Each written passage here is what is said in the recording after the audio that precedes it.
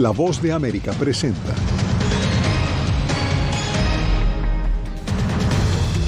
A un mes de la escalada del conflicto con Hamás, Israel anuncia planes de asumir indefinidamente la seguridad en Gaza. Estadounidenses llegan a las urnas para elegir líderes locales y definir políticas clave como el aborto y la legalización de la marihuana. La Corte Penal Internacional rechaza argumentos del gobierno venezolano que buscaba detener la investigación por presuntos crímenes de lesa humanidad. Inmigrantes de una caravana que se desplaza en México se mantienen en protesta. ¿Qué tal? Les doy la bienvenida a esta emisión del Mundo al Día. Les saluda Yasmín López. Hoy se cumple un mes desde que el grupo islamista Hamás atacó a Israel, lo que ha causado una escalada en el conflicto en el Medio Oriente. Desde Jerusalén, Alejandro Ernesto nos muestra la situación que se vive hoy en Gaza, cuando más de 200 rehenes permanecen en poder de Hamás y el primer ministro Benjamin Netanyahu planea controlar la seguridad del enclave indefinidamente. Advertimos que las imágenes que verán a continuación podrían ser fuertes. Al cumplirse un mes del conflicto, el ejército israelí informó haber tomado control de un importante bastión de Hamás en Gaza. La cifra de muertos en la franja asciende a 10.022, incluyendo 4.100 niños, según información del Ministerio de Salud gazatí, que asegura que cada 10 minutos muere un menor en la zona y 2 resultan heridos. Del lado israelí, los fallecidos suman 1.400, según las fuerzas de seguridad del país, además de 348 militares caídos recientemente en combate. Nuestros niños tienen que escribir su nombre en sus brazos, en sus piernas, en su cuerpo, para que los identifiquen si mueren. Ayer, el edificio principal del complejo médico de Al-Shifa fue atacado. Un niño fue asesinado y otros 4 resultaron heridos. Y eso representa un cambio importante y peligroso al atacar hospitales. Al-Shifa es el más grande de Palestina, que atiende a alrededor de 100.000 personas, entre refugiados, heridos, enfermos y personal médico. Al cierre de la jornada de este lunes, el Ministerio de Salud de Gaza reportó que son más de 25.000 los heridos, 45% de las viviendas en la zona se encuentran destruidas y 113 infraestructuras de salud han sido atacadas. Mientras tanto, Israel insiste en la evacuación de civiles del norte al sur de Gaza, pues su ofensiva avanza. Por primera vez en décadas, las fuerzas de defensa de Israel están combatiendo en el corazón de la ciudad de Gaza, en el corazón del terrorismo. Esta es una guerra compleja y difícil y lamentablemente tiene también un alto precio. El primer ministro israelí, Benjamin Netanyahu, aseguró que una vez concluida la guerra, Israel asumirá la seguridad sobre Gaza indefinidamente para evitar futuros ataques. Esta fase de la guerra se inició entre Israel y Hamás, pero otros grupos como Hezbollah y la Yihad Islámica, que desde los años 90 integran la lista de organizaciones terroristas de Estados Unidos, se han unido. Por ello, los ataques también se registran en la frontera con el Líbano. Israelíes piden a su gobierno que no reduzca su ofensiva. Hoy estamos luchando contra un enemigo feroz en el sur, pero no debemos olvidar que detrás de esta montaña hay un enemigo aún más cruel, y es Hezbollah. Hezbollah no es Hamás, es un ejército entrenado, es mucho más peligroso. Mientras tanto, en Cisjordania tienen lugar manifestaciones, pues a la fecha, según el sindicato de periodistas de Ramallah, son 43 los profesionales de la información que han perdido la vida en esta fase del conflicto. La noche de este martes, al cumplirse un mes del ataque de Hamás a Israel, familiares de los 240 rehenes en poder de Hamás se congregaron en el Muro de las Lamentaciones en Jerusalén para una oración masiva por el regreso de sus seres queridos y encendieron un fuego que recorrerá el mundo. Alejandro Ernesto, Voz de América, Israel. Ahora pasamos con Celia Mendoza, porque Celia, la reunión de los cancilleres del G7 en Japón que inicia mañana tendrá como tema principal la situación en Gaza. ¿Qué se espera en concreto en este encuentro? Yasmín, se espera que se pueda dar un comunicado conjunto. Por ahora no existe la unidad que este grupo espera enviar al mundo, con un mensaje que podría darse a conocer durante la segunda jornada de 2 días, donde los miembros del G7, los ministros de Relaciones Exteriores, han tocado el tema del conflicto de Ucrania, pero se han centrado ahora en el que ha sido mucho más difícil encontrar consenso, y es la reacción de Israel contra Hamás y en especial las consecuencias para la población civil. Los ministros de Relaciones Exteriores del G7 se reúnen en Japón este 7 y 8 de noviembre para hablar de la guerra en Ucrania y la operación militar lanzada por Israel contra Hamás. La labor del secretario de Estado Antony Blinken ha sido constante en medio de los llamados de cese al fuego, que incluye a algunos de los países en este encuentro.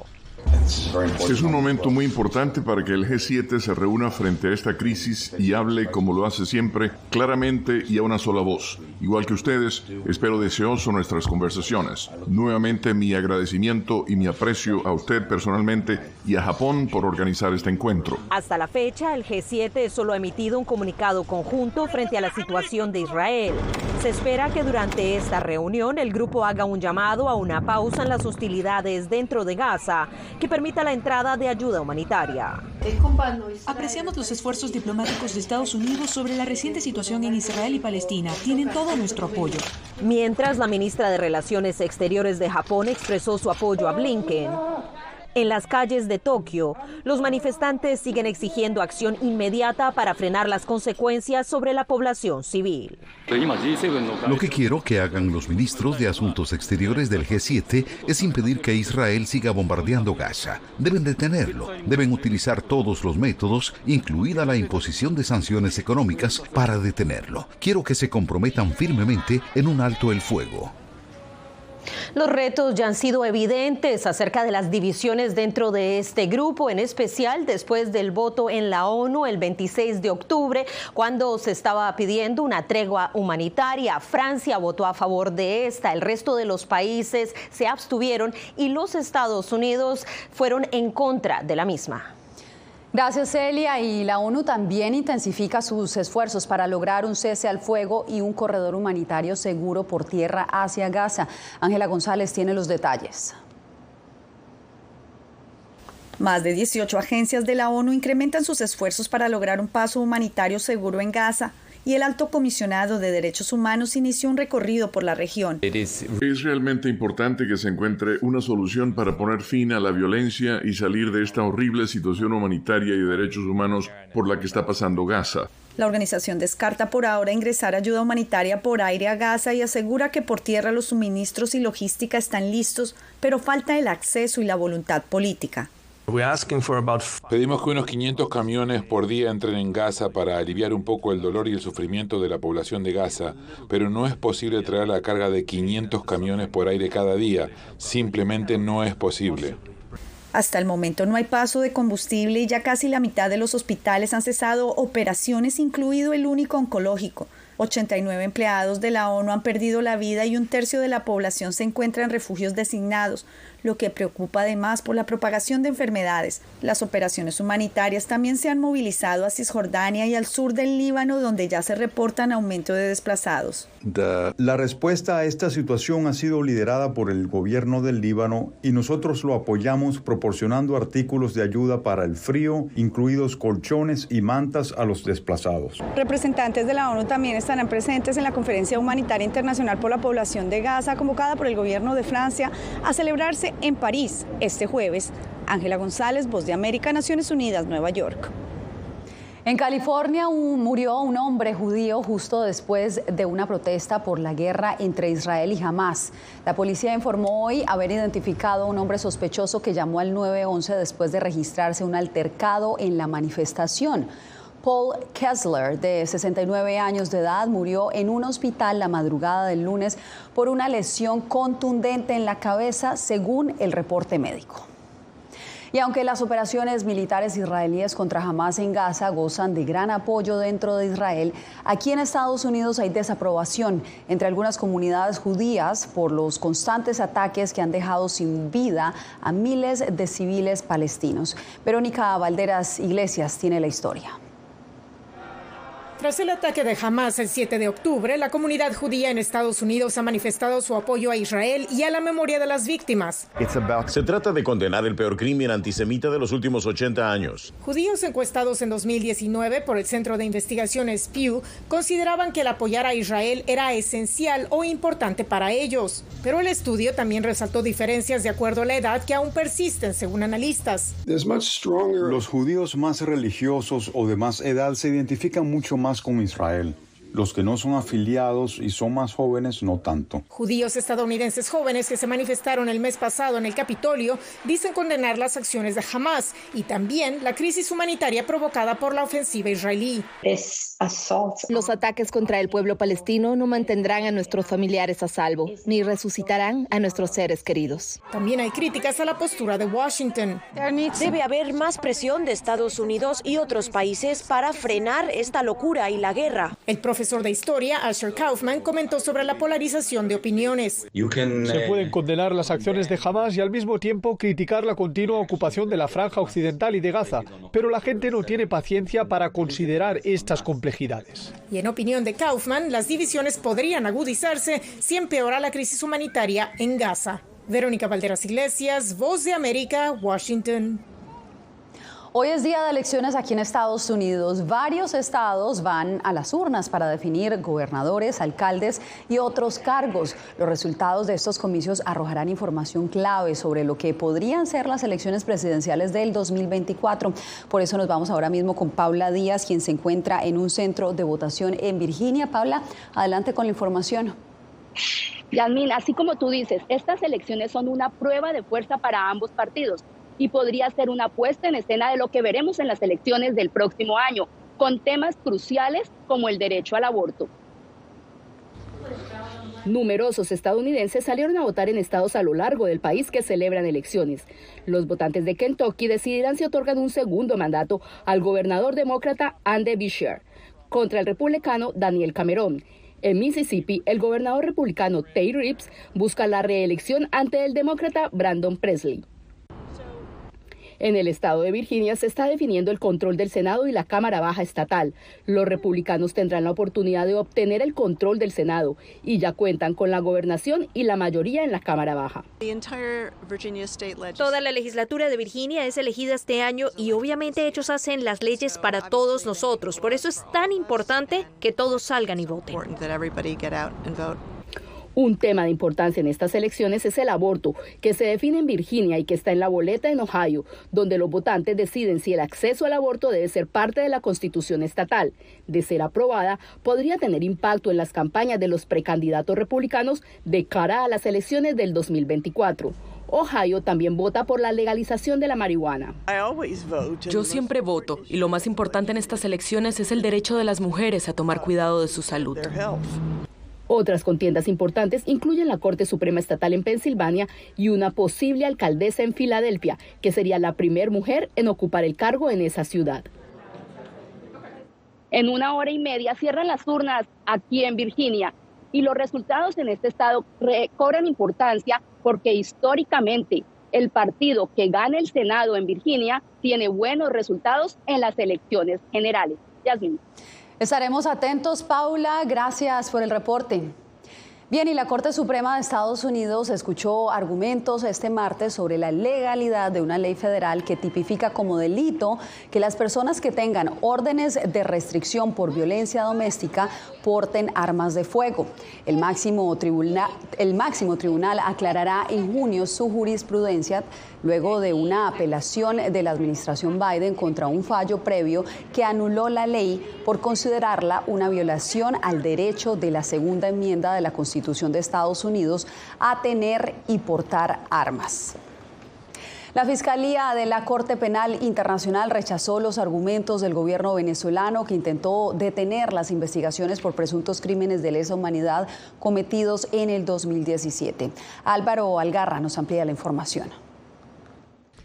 La Sala de Apelaciones del Tribunal con sede en la ciudad de La Haya inició la primera de 2 audiencias sobre el recurso de apelación presentado por el Estado venezolano contra la decisión de la Sala de Cuestiones Preliminares, que autorizó a reanudar la investigación por presuntos crímenes de lesa humanidad cometidos en Venezuela. El resultado de este primer encuentro fue adverso para el gobierno de Nicolás Maduro. Venezuela no está investigando o no ha investigado los hechos penales que podrían constituir crímenes a los que se refiere el artículo 5 del Estatuto. El abogado designado por Caracas insistió en rechazar la decisión de continuar la investigación por presuntos crímenes perpetrados en el país. El fiscal nunca identificó a ningún alto funcionario del que sospeche que esté implicado en alguno de los delitos que pretende investigar. Tras la audiencia, la activista por los derechos humanos Ana Llanes subrayó la importancia de las denuncias. En virtud de esta situación, sabemos que viene otra evaluación de la Corte Penal Internacional, pero vamos a seguir exigiendo que el gobierno cumpla con los derechos humanos. Ali Daniels, director de la ONG Acceso a la Justicia, sostiene que los argumentos del gobierno de apelar están basados en elementos sin mayor sustentación. El gobierno venezolano lo que puso hoy de manifiesto, como el sistema de justicia venezolano no tiene la intención ni la capacidad para continuar con la averiguación. Según el gobierno venezolano, desde el 2017, más de 200 funcionarios de la policía o el ejército han sido acusados por violaciones a los derechos humanos. Álvaro Algarra, Voz de América, Caracas. Al volver, ¿por qué hay tantos desaparecidos en Baja California? El estado fronterizo tiene una altísima tasa de desapariciones que lo pone como el primero en todo México. Soy Gonzalo Abarca, presentador de La Voz de América. Cada semana, desde nuestro programa Foro, programa de análisis y debate, vamos más allá de la noticia, con los temas de interés que ocurren en Estados Unidos e impactan en toda la región. Desde La Voz de América, tengo el privilegio de moderar debates y confrontar ideas diferentes. Así nuestra audiencia se puede formar su libre opinión y tomar sus decisiones bien informadas, porque en La Voz de América, la prensa libre importa. El crimen organizado asesinaba a los chicos y luego cremaba los cuerpos. Periodismo, la prensa libre importa, una coproducción de La Voz de América y Latina. Así que es complicado hablar acá de libertad de expresión. Disponible en vozdeamerica.com. Soy Diva Lizette Cash, periodista y presentadora de La Voz de América. Ir más allá de la noticia, escuchar las voces de las minorías y de las comunidades más vulnerables para informar sobre sus necesidades y logros es mi pasión. Desde Washington, visibilizar la diversidad étnica de Estados Unidos y de la comunidad hispana es parte de una pasión que compartimos en La Voz de América, donde la prensa libre importa. Que empiecen a callar a periodistas, que empiecen a callar medios. Periodismo, la prensa libre importa, una producción especial de La Voz de América. Porque al final lo que está en juego no solo medios de comunicación, sino la democracia de un país. Disponible en vozdeamerica.com.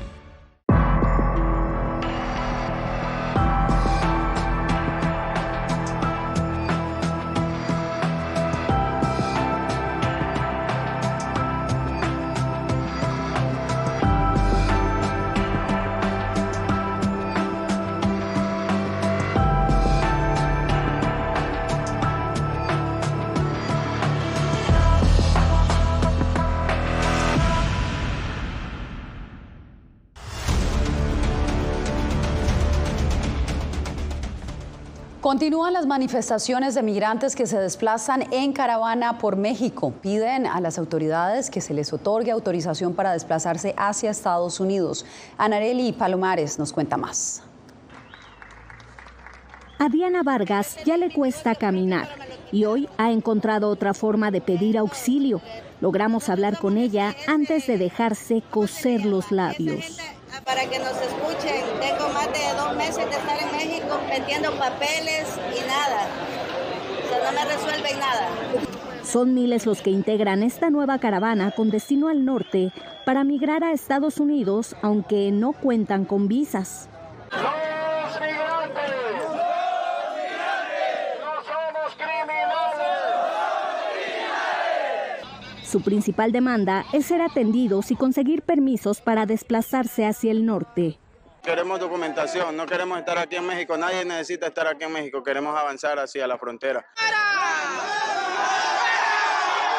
Después de quemar piñatas y tras largas caminatas, se apostaron frente a la aduana de Cerro Gordo. Nosotros pedimos que nos colaboren, que nos ayuden. Nosotros somos seres humanos. Podemos seguir sobreviviendo sin necesidad de poder estar sufriendo más. La Voz de América solicitó al Instituto Nacional de Migración una respuesta, pero no la recibió al momento de cerrar esta emisión. Anareli Palomares, Voz de América, México. 14 migrantes venezolanos murieron en un voraz incendio que se originó en un asentamiento de viviendas en el sur de Chile. Javier Valencia, alcalde suplente de la municipalidad de Coronel, reportó que las víctimas fueron 8 niños y 6 adultos que integraban 3 familias. Informó que las condiciones del asentamiento eran precarias, por lo que fácilmente el fuego se propagó. Aunque se desconocen las causas del siniestro, el alcalde dijo que investigaban el posible recalentamiento de una estufa. Y seguimos en México. El estado fronterizo de Baja California registra el mayor número de desaparecidos en ese país, según datos oficiales analizados por una organización no gubernamental. Desde Tijuana, Vicente Calderón nos informa. La Comisión Nacional de Búsqueda reconoce que en México hay más de 111,000 desaparecidos y más de 5,000 fosas clandestinas. La mayoría las encontraron familiares de las víctimas. Ya es una crisis. Entonces, diariamente hay desaparecidos. La Organización de Derechos Humanos Elementa presentó ante estudiantes de Tijuana su informe Desaparecer en Baja California. La cifra de los 17,300 carpetas abiertas colocaría a Baja California como el estado número 1. Los universitarios escucharon a madres buscadoras. Es horrible, es lo peor que le puede pasar a una madre, perder a su hijo. Guadalupe Ramos busca a Alex Adrián Carrillo Ramos. Mi tesoro más preciado. Y se lo llevaron. Se lo llevó este fenómeno que estamos viviendo como sociedad, lamentablemente. En diversas regiones del país surgieron colectivos que desentierran gente en lugares recónditos o donde apunte la menor pista. Han construido muchísimos conocimientos y eso se ve reflejado en la velocidad con la que están logrando trabajar y que además contrasta mucho con la poca velocidad y eficiencia que trabajan las autoridades. En julio, el presidente dijo que no hay tantos desaparecidos. Se está haciendo una actualización. Afirma que hay gente que encontraron viva, pero que sigue en los registros. Recientemente designaron a Teresa Reyes Sagún como nueva comisionada nacional de búsqueda. Sustituye a la anterior que renunció después de que varios colectivos acusaron al gobierno de querer rasurar el padrón de desaparecidos. Vicente Calderón, Voz de América, Tijuana. Al volver, la nueva estocada del gobierno nicaragüense contra organizaciones religiosas y otras ONG.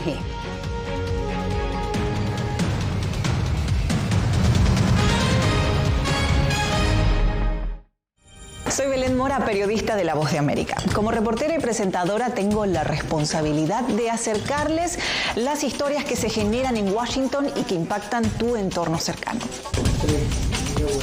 Desde perspectivas diversas en un ambiente informativo en constante evolución que pone a prueba y nos hace poner en la balanza nuestros valores profesionales, te presentamos información veraz, porque en La Voz de América la prensa libre importa. En tiempos de cambios, cuando el mundo parece incierto y lo que escuchamos no refleja lo que vemos, buscamos la verdad. A través de la pantalla de la... Cuando nos cuentan solo una parte de la historia, perdemos la confianza. En momentos de crisis, nuestros sueños, esperanzas y deseos de un mejor mañana dependen de una prensa libre. En La Voz de América te traemos las historias que la gente se arriesga a ver. Conectamos el mundo y lo unimos con la verdad.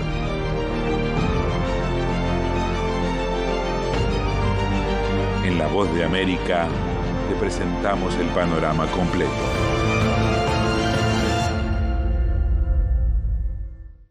Soy Jacopo Luzzi, reportero de La Voz de América aquí en Washington, D.C. Ya sea informando desde el Capitolio, desde la Casa Blanca, cubriendo el impacto del cambio climático, el impactante tema migratorio, o subir en un avión y cruzar medio mundo para estar en el lugar de la noticia con la información precisa y veraz, este es mi compromiso como periodista. Un compromiso de vida profesional que comparto con ustedes, porque en La Voz de América la prensa libre importa.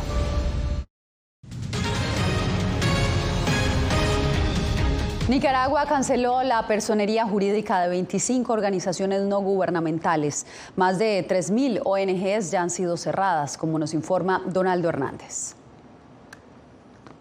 El gobierno de Daniel Ortega ilegalizó 25 organizaciones no gubernamentales por supuestamente violar la legislación nicaragüense. La ministra de Gobernación, María Amelia Coronel, detalló en la Gaceta Oficial que 13 de las 25 organizaciones solicitaron su disolución voluntaria. Los organismos han incumplido con sus obligaciones conforme a la ley ante la Dirección General de Registro y Control de Organismos sin fines de lucro, ya que no reportaron por periodos de entre 2 hasta 30 años sus estados financieros según los periodos fiscales. La mayoría de organizaciones que fueron cerradas en esta ocasión fueron organizaciones que constituyen iglesias evangélicas. y esto es parte de la represión. Yader Valdivia es abogado del Colectivo de Derechos Humanos, organización que contabiliza el cierre de más de 3.000 instituciones sin fines de lucro en los últimos 5 años. Hasta la fecha, nosotros desde el colectivo, en el monitoreo que llevamos sobre cierre de asociaciones, ya va casi la mitad de organizaciones que existen en Nicaragua que han sido cerradas. El cierre de estas 3.000 organizaciones ha tenido un impacto directo en el desempleo, según una investigación de la organización Fundación del Río. Estamos hablando de unas 24.000 personas que han quedado en desempleo producto del cierre masivo de las organizaciones de sociedad civil en Nicaragua. Los bienes de las más de 3.000 organizaciones canceladas ahora son propiedad del Estado. Donaldo Hernández, Voz de América. Regresamos en instantes con Radical, la emotiva película con la que Eugenio Derbez busca inspirar cambios en la educación de niños desfavorecidos.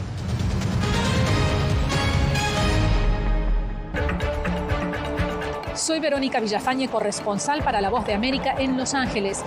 La Voz de América me ha dado el espacio para contar las historias de personas excepcionales y continuar informando sobre las noticias más importantes y relevantes para nuestra audiencia, presentando los hechos de forma imparcial y con fuentes confiables, principios fundamentales del periodismo. Por eso valoro trabajar con La Voz de América, donde la prensa libre importa. Actualidad. Que la inteligencia artificial va a estar presente en nuestro día a día. Intentan sacarse de encima a trabajadores. Análisis. El cambio climático está teniendo muchísimos impactos que afecta siempre a los más vulnerables. La región necesita ayuda. Debate. Proteger a las escuelas con armamentos. Es una total ridiculez, es algo inverosímil. Con la información más allá de los titulares. Todas las semanas por La Voz de América. Desde Washington le saluda Gonzalo Abarca.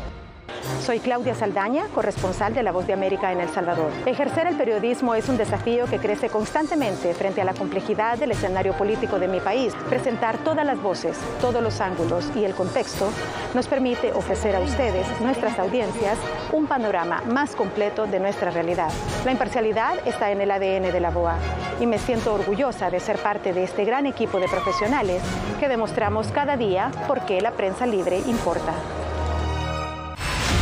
Poder ser la voz de la denuncia de tantas personas que sienten fuertemente vulnerados sus derechos. Una de las patas que sostiene la democracia debe ser la libertad de prensa. Periodismo, la prensa libre importa, una coproducción de La Voz de América con nuestras afiliadas en la región. ¿Cómo garantizar que las voces lleguen a quien tienen que llegar? Impunidad, indolencia de la justicia son nuestros principales enemigos. Disponible en vozdeamerica.com.